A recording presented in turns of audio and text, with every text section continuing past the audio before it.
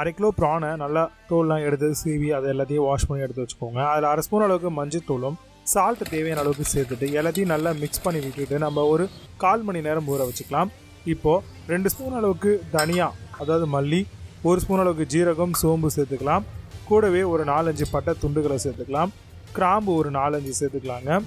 இஞ்சி வந்து பார்த்தீங்கன்னா ஒரு 3 இன்ச்சு அளவுக்கு இருக்கக்கூடிய இஞ்சியை நல்லா சாப் பண்ணி சேர்த்துக்கோங்க. ஒரு 4-5 காஞ்ச மிளகா, அதாவது காஞ்ச மிளகா வந்து நீங்கள் சேர்க்கறதுனால சேர்த்துக்கலாம், இல்லை பச்சை மிளகாவும் சேர்த்துக்கலாம்.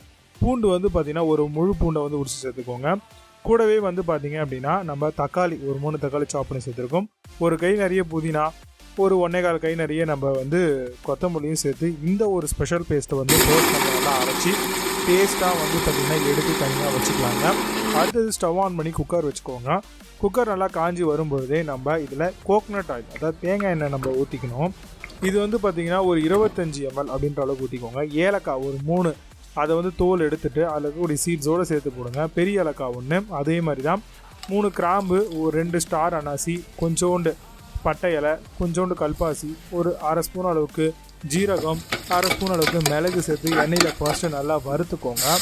இப்போது வெங்காயம் ஒரு 1/4 கிலோ அளவு இருக்கக்கூடிய வெங்காயத்தை நல்லா சின்னதாக நறுக்கி அதை வந்து இது கூட சேர்த்து நல்லா வந்து பார்த்திங்கன்னா செவக்கட்டும்.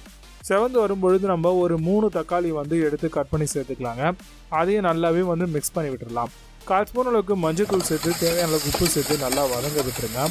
எல்லாம் நல்லா வதங்கி வரக்கூடிய இந்த தருணத்தில் நம்ம ஆல்ரெடி அரைச்சி கொடுக்கக்கூடிய அந்த ஸ்பெஷல் மசாலா பேஸ்ட்டை வந்து இதில் சேர்த்துக்கோங்க. சேர்த்துட்டு நல்லா வந்து பார்த்திங்கன்னா மிக்ஸ் பண்ணி விட்டுருங்க. நல்லா பச்சை வாசனை போகிற அளவுக்கு மிக்ஸ் பண்ணிவிட்டு எண்ணெய் பிரிஞ்சு வரும்பொழுது நம்ம இறா ஆல்ரெடி மேரினேஷன் பண்ணி வச்சுருக்கோம் இல்லையா, அதை வந்து இது கூடவே சேர்த்து நல்லா வந்து பார்த்திங்கன்னா மசாலாவோட மிக்ஸ் பண்ணி விட்டுடலாம். எல்லாம் மிக்ஸ் ஆனோடனே நம்ம இதுக்கு தேங்காய் பால் வந்து பார்த்திங்கன்னா ஒரு 2.5 டம்ளர் அளவுக்கு நம்ம ஊற்றிருக்கோம். அரிசியோட கணக்கில் இதுவும் உண்டு. அப்போ 1 டம்ளர் அரிசிக்கு 1.5 டம்ளர் தண்ணினா அப்போ நம்ம தேங்காய் பாலையும் அளவு எடுத்துக்கணும். கூடவே வந்து பார்த்திங்கன்னா நம்ம மிக்சர் ஜார் அந்த மசாலாவோட தண்ணியை எடுத்து சேர்த்துக்கலாம். தண்ணி நல்லா கொதிச்சு வரும்போது நம்ம பாஸ்மதி ரைஸ் ஊற வச்சிடணும் இல்லையா, அதையும் வந்து பார்த்திங்கன்னா இது கூடவே சேர்த்துட்டு 1/2 ஸ்பூன் அளவுக்கு மஞ்சத்தூள் நம்ம ஆல்ரெடி சேர்த்தாச்சு, கரம் மசாலா சேர்த்துக்கலாம். கூடவே வந்து பார்த்திங்கன்னா ஒரு முழு எலுமிச்சம்பழத்தை நம்ம பிழிஞ்சு விட்டுக்கலாம். இது எல்லாமே வந்து ஃபைனல் ஸ்டேஜாக நம்ம பண்ண வேண்டியது. இப்போ நல்லா அந்த மசாலா எல்லாத்தையும் நல்லா ஒரு லைட்டான ஒரு மிக்ஸ் கொடுத்துட்டு இப்போ குக்கர் மூடி நம்ம 3 விசில் அப்படின்ற அளவுக்கு ஹை ஃப்ளேமில் நம்ம நல்லா கொதி வந்த உடனே நம்ம குக்கரை வந்து மூடி விசில் விட்டுருக்கணும். விசில் வந்து பார்த்திங்கன்னா நம்மளுக்கு எப்பவும் போல் நீங்கள் எப்படி பாஸ்மதி ரைஸ் விட்டீங்களோ அதே மாதிரி விசில் விட்டுக்கோங்க. இது நல்லா உங்களுக்கு திக்கன் கன்சிஸ்டன்சியாக இருக்கும். இப்போ ஸ்டவ் ஆஃப் பண்ணிவிட்டு நீங்கள் இந்த மாதிரி மேலே இருக்கும் இது அழகாக வந்து பார்த்திங்கன்னா ஒரு மிக்ஸ் கொடுத்திங்கன்னா சூப்பராகவே பாஸ்மதி ரைஸ் நல்லா பெருசாக வந்திருக்கும். கொஞ்ச நேரம் ஆற விட்டிங்கன்னா உங்களுக்கு சூப்பராகவே வரும்.